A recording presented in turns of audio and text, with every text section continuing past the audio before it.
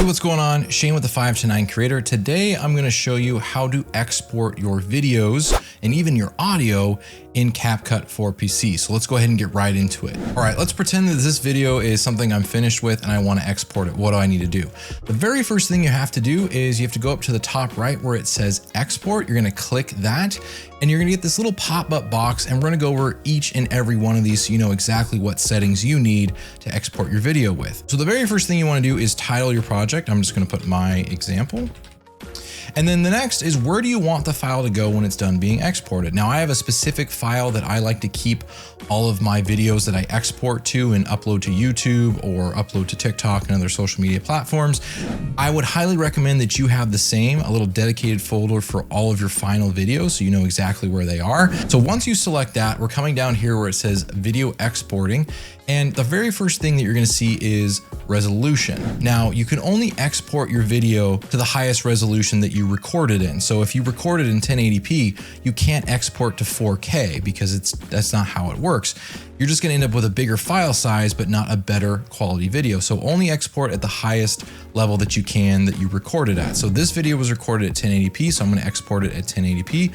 The bit rate, I recommend just going with what's recommended. There's really no reason for it to be higher unless maybe you're uploading to YouTube, because YouTube will allow for higher bit rates. But if you're uploading to social media, you usually just want to keep it the same as the video that you're filming in. Codec, you don't have to worry about this. I would highly recommend just keeping it 8.264. You could do HEVC, which is iPhone videos typically come in, but I don't recommend it.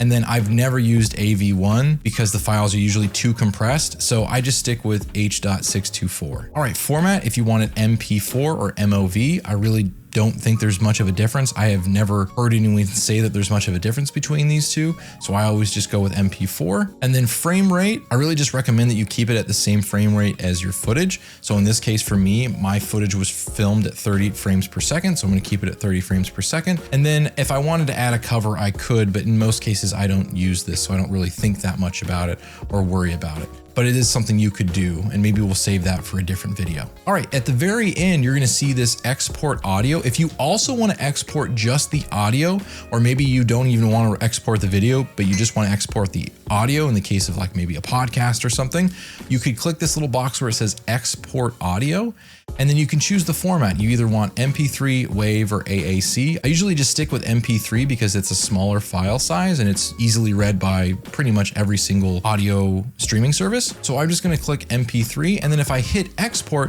it's going to start exporting my video.